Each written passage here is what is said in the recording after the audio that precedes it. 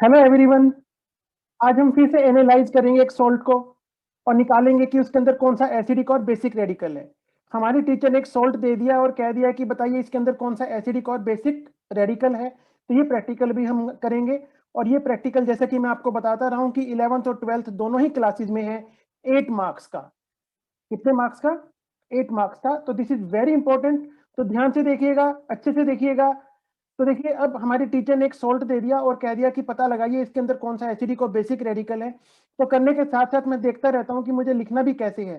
तो सबसे पहले मैं यहाँ पर एम लिख लूंगा, to analyse the given salt for acidic and basic radical. फिर मैं एक काम करूंगा, मैं थोड़ा सा उसकी फिजिकल अपीयरेंस से पता लगाने की कोशिश करूंगा कि कुछ मुझे पता लग जाए। तो सबसे पहले देखिए मैंने क्या किया, सबसे पहले मैंने सॉल्ट का कलर नोट किया, व्हाइट कलर का था। तो व्हाइट कलर का सॉल्ट है तो इसका मतलब कॉपर, निकल, आयरन, क्रोमियम, मैग्नीज और कोबाल्ट ये तो हो नहीं सकते इसके अंदर, तो इनके टेस्ट करने की अब हमें जरूरत नहीं है। अब मैं इसको स्मेल करके देखूंगा। तो मैंने सोल्ट लिया, उसको वॉच ग्लास में डाला, एक ड्रॉप पानी की डाली, रब किया और उसको स्मेल किया। तो जब मैंने स्मेल किया तो मुझे कोई खास उसके अंदर से ऐसी कोई स्मेल आई नहीं। तो इसका मतलब अमोनियम सल्फाइड और एसीटेट आयन शायद इसके अंदर नहीं है। साथ ही साथ इतनी देर में मुझे डेलिक्विसेंस का भी पता लग जाएगा। जब तक सॉल्ट रखा है वहां पे मुझे पता लग जाएगा कहीं उसने मॉइस्चर को एब्जॉर्ब तो नहीं किया है, थोड़ा सा चिपचिपा सा तो नहीं हो गया। तो ऐसा कुछ भी नहीं हुआ। इसका मतलब aluminium chloride, zinc chloride, magnesium chloride और जिंक नाइट्रेट ये शायद इसके अंदर नहीं है। तो ये सब हमें यहाँ से पता लग जाता है। फिर एक होता है ड्राई हीटिंग टेस्ट, जो आप करते रहे हैं अभी तक, ये काफी अच्छा टेस्ट होता है। तो मैंने एक टेस्ट ट्यूब ली, उसके अंदर सॉल्ट लिया और उसको गर्म किया। तो जब मैंने गर्म किया तो मैंने देखा कि जो सॉल्ट है वो येलो कलर का हो गया, लेकिन जब वो ठंडा हो गया तो व्हाइट कलर का हो गया। तो इसका मतलब ये जिंक आयन हो सकता है।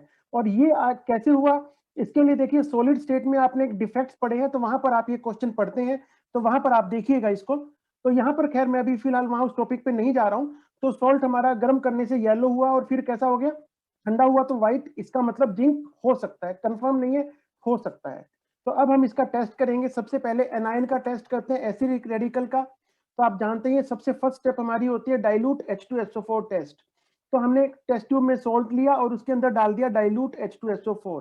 तो जब हमने डाइल्यूट H2SO4 डाला तो देखा कि कोई रिएक्शन यहाँ पर नहीं हुई, आप देख सकते हैं। अब अगर कोई रिएक्शन नहीं हुई है तो इसका मतलब कार्बोनेट, नाइट्राइट, सल्फाइड, सल्फाइट और एसीटेट ये सब अब्सेंट है, ये इसके अंदर नहीं है। अब मैंने क्या किया, मैंने दूसरी टेस्ट ट्यूब ली, उसमें सॉल्ट डाला और क्या डाल दिया, कंसंट्रेटेड H2SO4। तो कंसंट्रेटेड H2SO4 डालने से भी कोई रिएक्शन नहीं हुई। मैंने लास्ट वीडियो में भी आपको बताया था कि जब आप कंसंट्रेटेड H2SO4 डालते हैं तो एक बार थोड़ा हीट और कर लेना। तो मैंने यहाँ पर हीट भी किया, तब भी कुछ नहीं हुआ। इसका मतलब क्लोराइड, ब्रोमाइड, आयोडाइड, नाइट्रेट और ऑक्जेलेट ये अब्सेंट है। अब मैं टेस्ट करूंगा किस चीज का, सल्फेट आयन का। तो सल्फेट आयन को इंडिपेंडेंट रेडिकल कहते हैं, इसके डायरेक्ट टेस्ट होते हैं। तो सल्फेट आयन के टेस्ट सबसे इजी और अच्छे टेस्ट होते हैं बेरियम क्लोराइड टेस्ट। मुझे सबसे ज्यादा मजा सल्फेट आयन के टेस्ट करने में ही आता है। कुछ नहीं करना, आपको सॉल्ट का सोल्यूशन डालना है और इसके अंदर बेरियम क्लोराइड का सोल्यूशन डाल दो, बड़ा इजी टेस्ट है। व्हाइट कलर के प्रेसिपिटेट बन जाते हैं, तो व्हाइट कलर के प्रेसिपिटेट बन गए तो मतलब सल्फेट है। दूसरा टेस्ट ये भी बहुत इजी टेस्ट है, लेड एसीटेट टेस्ट। इसमें हम सॉल्ट का सॉल्यूशन बनाएंगे और उसके अंदर क्या डाल देंगे, लेड एसीटेट का सॉल्यूशन। इसमें भी व्हाइट पीपीटी बनते हैं, तो इसका मतलब सल्फेट कंफर्म है। तो यहाँ पे अब हमारा एनायन निकल चुका है कि ये सल्फेट है। अब जब एनायन निकल गया तो अब हम क्या करेंगे, कैटायन का टेस्ट करेंगे। कैटायन को कितने ग्रुप में डिवाइड किया हुआ है भाई, तो कैटायन को हमने 6 ग्रुप में डिवाइड किया था प्लस एक जीरो ग्रुप। तो जब हम टेस्ट स्टार्ट करेंगे तो कौन से ग्रुप से स्टार्ट करेंगे, जीरो ग्रुप से। तो जब हमने जीरो ग्रुप का टेस्ट करते हैं तो हमने क्या किया, सॉल्ट ले लिया टेस्ट ट्यूब में और उसमें डाल दिया कंसंट्रेटेड NaOH का सॉल्यूशन और उसको हीट किया। तो हीट करने से हमने देखा कि कोई भी गैस इसके अंदर से नहीं निकली। अब गैस नहीं निकली तो इसका मतलब जीरो ग्रुप अपसेंट है, यानी अमोनियम आयन अपसेंट है। क्लियर है यहाँ तक। अब मैंने क्या किया, मैंने कंपाउंड लिया, सॉल्ट का सॉल्यूशन लिया और उसमें थोड़ा सा डाइल्यूट HCl डाल दिया, जो कि हमारे फर्स्ट ग्रुप का टेस्ट होता है। तो ये आपको वैसे याद भी होना चाहिए कि फर्स्ट ग्रुप के लिए हम क्या डालते हैं, डाइल्यूट HCl। इसको हम ग्रुप रिएजेंट भी कहते हैं। तो डाइल्यूट HCl डाला, कोई प्रेसिपिटेट नहीं बने, इसका मतलब फर्स्ट ग्रुप में जो लेड होता है वो अब्सेंट है। अब मैं चलूंगा सेकंड ग्रुप के लिए। तो सेकंड ग्रुप के लिए क्या करा हमने कि जो फर्स्ट स्टेप का सोल्यूशन था, ध्यान रखना यही वाला जो हमने फर्स्ट ग्रुप का टेस्ट किया था, उसका जो सोल्यूशन था उसी के अंदर Na2S का सोल्यूशन मैंने डाल दिया। और मैंने आपको ये बताया भी था कि हो सकता है कि स्कूल में आपसे Na2S की जगह H2S गैस पास करवाई जाए, तो वहां पर हम Na2S की जगह H2S गैस लिख देंगे। तो हमने देखा कि कोई प्रेसिपिटेट यहाँ पर भी नहीं बने, इसका मतलब सेकंड ग्रुप भी एब्सेंट है। लेड, कॉपर और आर्सेनिक ये एब्सेंट है। तो अब मैं क्या करूंगा, अब मैं चलूंगा थर्ड ग्रुप के लिए। तो थर्ड ग्रुप के लिए हम क्या करते हैं, हम सोल्ट का सोल्यूशन लेंगे, जो भी हमारा सोल्ट था उसका सोल्यूशन, उसमें 2 से 3 ड्रॉप डाल देंगे कंसंट्रेटेड HNO3 की, बॉयल करेंगे, फिर इसमें डालेंगे सोलिड अमोनियम क्लोराइड। ये ध्यान रखने की बात है कि अमोनियम क्लोराइड कैसे डाला जाता है, सोलिड। फिर से बॉयल करेंगे, ठंडा करेंगे, और इसमें अमोनियम हाइड्रोक्साइड, मैंने आपको लास्ट वीडियो में भी बताई थी कि यहाँ पे जब हम थर्ड ग्रुप का टेस्ट करते हैं तो जो अमोनियम हाइड्रोक्साइड है वो एक्सेस में ली जाती है। तो मैंने अमोनियम हाइड्रोक्साइड एक्सेस में डाला, बहुत कोशिश की, लेकिन मैंने देखा कोई प्रेसिपिटेट नहीं बन रहे हैं।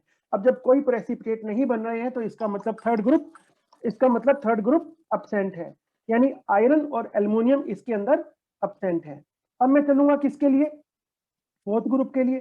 तो फोर्थ ग्रुप के लिए मैंने क्या किया भाई, तो फोर्थ ग्रुप के लिए क्या किया, जो फोर्थ, ये यहाँ पे जो थर्ड ग्रुप का सोल्यूशन था उसी के अंदर देखिए मैंने क्या डाल दिया है, Na2S का सोल्यूशन। और हो सकता है कि उसके अंदर जैसे कि मैंने आपको बताया था सेकंड ग्रुप में भी Na2S की जगह हम लोग यहाँ पर H2S गैस भी पास करते हैं। तो देखिए क्या हो गया, यहाँ पे व्हाइट पीपीटी बन गई भाई। तो व्हाइट पीपीटी बन गए तो इसका मतलब जिंक एक तरह से कंफर्म ही है। अगर फोर्थ ग्रुप का जब आप टेस्ट करते हैं और व्हाइट कलर के प्रेसिपिटेट आ रहे हैं तो इसका मतलब जिंक इज ऑलमोस्ट कंफर्म, लेकिन फिर भी हमें इसका कंफर्मेटरी टेस्ट करना है। तो ये जो व्हाइट पीपीटी बने थे इसको बड़े ध्यान से फिल्टर पेपर में से निकालेंगे और डाइल्यूट HCl में डिसॉल्व करेंगे। ध्यान से देखिएगा किस चीज में डिसॉल्व कर रहे हैं हम लोग, डाइल्यूट HCl में। और फिर इस सॉल्यूशन को हमने 2 हिस्सों में डिवाइड कर लिया। सबसे पहला है हमारा NaOH टेस्ट। तो इसके अंदर हमने क्या किया है, जो भी हमारा सॉल्यूशन था उसके अंदर NaOH का सॉल्यूशन डाला तो व्हाइट कलर के प्रेसिपिटेट बन गए जो सोलुबल है। अगर मैं और NaOH डालूंगा, एक्सेस में डालूंगा, तो वो उसके अंदर डिसॉल्व हो जाएंगे। तो व्हाइट पीपीटी बनते हैं, लेकिन ज्यादा NaOH डालने से उसमें डिसॉल्व हो जाते हैं। तो इसका मतलब जिंक कंफर्म ही है। फिर भी मैं दूसरा पार्ट और कर लेता हूं, दूसरा टेस्ट, पोटेशियम फेरोसाइनाइड टेस्ट। तो इसके अंदर हम क्या करते हैं, जो सोल्यूशन हमने यहाँ पर बनाया था प्रेसिपिटेट को डाइल्यूट HCl में डिसॉल्व करके, उसका जो सेकंड पार्ट था, लिखते वक्त यहाँ पर मुझसे थोड़ी गलती हो गई, तो सेकंड पार्ट जो था उसके अंदर मैं डाल दूंगा पोटेशियम फेरोसाइनाइड। तो पोटेशियम फेरोसाइनाइड डाला तो मैंने ब्लूस व्हाइट पीपीटी आ गए। तो ब्लूस व्हाइट पीपीटी आने का मतलब अब हमारा जिंक यहाँ पर कंफर्म है। तो यहाँ पर कंफर्म है कि यहाँ पे हमारे पास क्या है, जिंक है। तो बस अब आप क्या करेंगे, अब आप इसके बाद लिखेंगे रिजल्ट। तो रिजल्ट में क्या है, the given salt contain, salt के अंदर क्या प्रेजेंट है, anion SO4 2 negative and cation